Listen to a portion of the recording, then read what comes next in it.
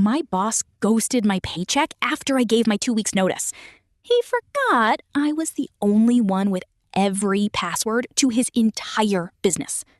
Welcome to a Reddit story where the author of the post destroys his boss's company.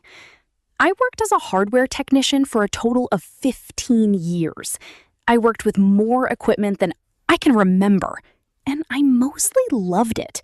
Mostly office equipment, PCs, and networks, but I also occasionally worked on phone systems, CCTV systems, fire alarms, security doors, access control systems, remote control systems, and much more. Due to the sheer amount of different tech that I dealt with, I kept very meticulous notes, made wiring diagrams, recorded master passwords or backdoors to any of the systems I didn't work with on a regular basis, and kept backups of software related to any of these installs and operations. I did this with everything unless otherwise specified by the customer, since I was gonna be the guy fixing it if things went sideways.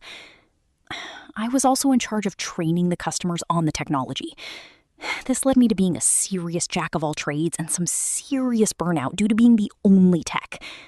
I finally had the opportunity to switch jobs, so I put my 2 weeks notice in with my old job. And this is the basic conversation I had with my old boss over the phone. You're quitting? Why didn't you say something? Are you unhappy with your job? I did say something, and you kept brushing me off.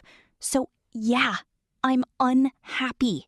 That's why I'm giving you a 2-week notice.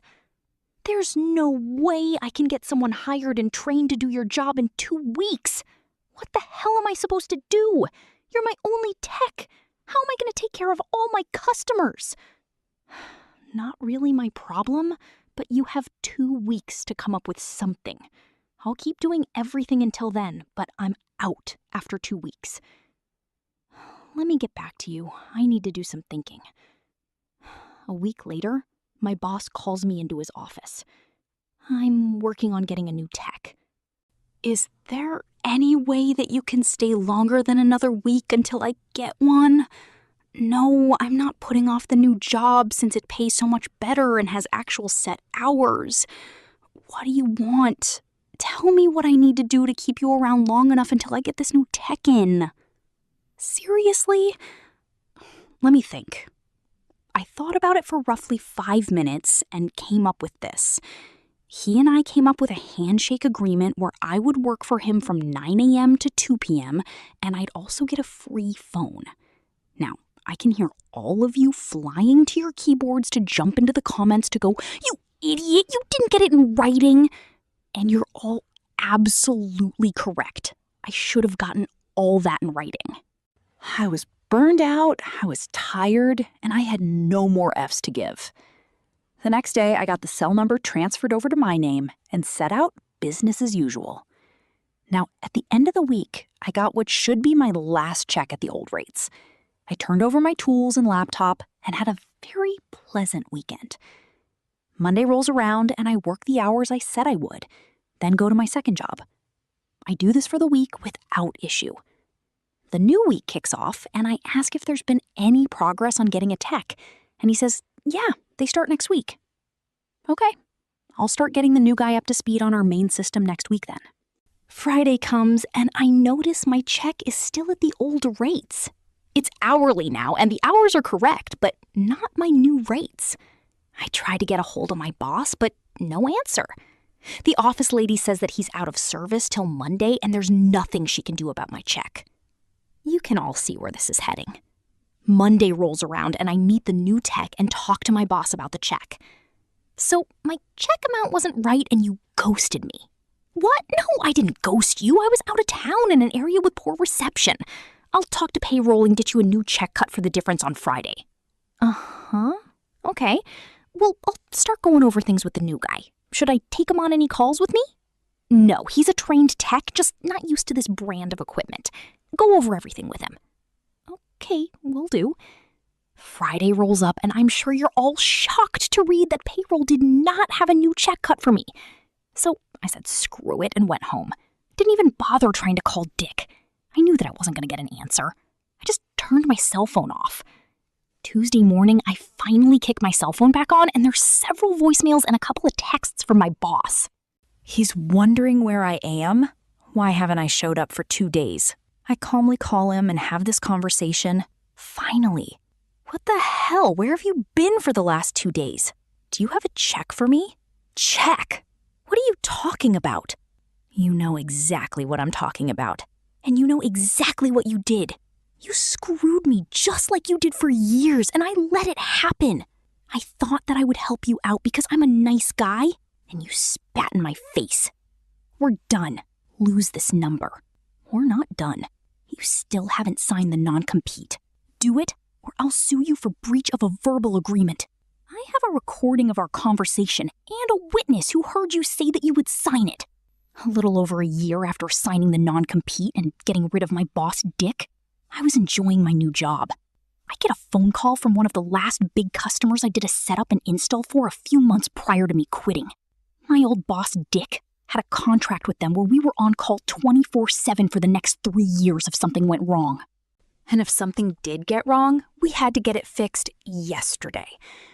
I informed this client that I was no longer with Dick's company, and they would need to contact him directly to get this taken care of, and I bid them a good day. 2 days later, I get a call from my replacement asking for help, and I tell him where to find the information. I have to walk the new guy through finding where this information is stored, and it seems like the data is missing or something. This new kid was 15 years old when I quit. I had shown him some troubleshooting stuff, and he knew enough to be very dangerous if unsupervised. The next day, I got a phone call from Dick. I was told you need to talk to me. Is this about the client? I told the new guy to handle it and call you. You always kept instructions for all that stuff. Just tell him where it is. Oh, I already told him where to find the info, but there's a problem. It's gone. What do you mean, gone? I know you kept backups. I did. It was on the laptop when I turned it in. But the data is no longer there. What the hell do you mean it's no longer there? Did you remote in and delete it? I know you did stuff like that to fix things. You shouldn't have been able to do that. I had your replacement make sure you couldn't. Oh, he certainly made sure of that. But he also wiped out the backup data. Well, I know you kept multiple backups. You told me that. Tell you what, give me the backup data and I won't pursue legal action, since he didn't give it to me when you quit. Yeah, that's gonna be a no from me. What the hell do you mean no? You didn't turn in the company property. I'll sue you. First, that data was on my personal device, bought and paid for with my money. So I didn't need to give it to you when I quit. Second, I wouldn't give it to you even if I could. I destroyed it after I quit because of all the stuff you said. I knew that if I kept anything related to clients and you found out, you'd try to sue me like the man-child you are. Dick started ranting, so I just put my phone on silent and went about my day. After hanging up on Dick, I was heartbroken and felt that it was my responsibility, nay, my duty, to contact the abuse center and inform them of the situation. I talked with the secretary and asked to speak to her boss. I told the client everything I knew about the situation, and I also pointed out that according to the contract they signed, Dick was on the hook to handle all of the expenses of any repairs to the equipment. After that, I get a phone call 2 days later from Dick, who was surprisingly non-threatening to start. So, OP, I'm in a bit of a bind here. I need you to help me out with the client. What do you want me to do? I signed a non-compete, and I sure as hell am not helping you for free. I thought about it, and I can hire you as a consultant to go out and get things fixed for me so that you're not competing. You'll be working for me. And how much will you be paying me to consult? How does $150 a day sound? $150 a day? I don't know. That sounds awful cheap to me. Cheap? That's way more than what you get at your new job. You misunderstood me. I meant cheap for you. I'm just guessing it's probably costing you a lot more than $150 a day to pay for outside security around the clock for the client. How did you? It was you! I hung up. The phone rings again, and I pick up to more screaming. So I hung up. The phone rings a couple of more times, and I send it to voicemail. I think it was about 4 hours later that he called me again. Hello? How much? Well, to be honest, I can't help you. What? Obviously, I have to have a paper trail since I can't trust you. And for me to work as your consultant, I'd have to give you a detailed invoice that would list why and what I'm consulting for. However, due to the rather descriptive non-compete clause that you made me sign that specifically states that I can't do that for 3 years, my hands are tied, legally speaking. But good luck with that. And I hung up. I immediately blocked his number and laughed so hard that I cried for probably 30 minutes. I don't think I've ever felt that good.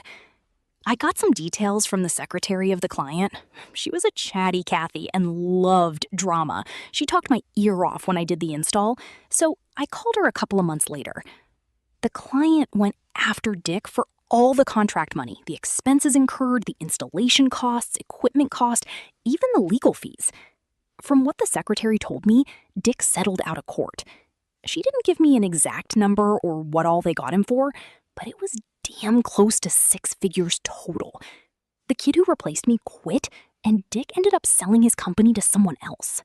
He had to sell his local store and downsize to an office closer to his home, and focused mainly on furniture installs. Just last year, I ran into one of the owners from back when I started as a tech. Him and Dick were friends or something. And according to him, Dick is now out in Texas working at a furniture place, while his wife, or rather ex-wife, and kids are still in this state. It was a fascinating story. And if you like this content, please subscribe to the channel because I post new videos from Reddit every day.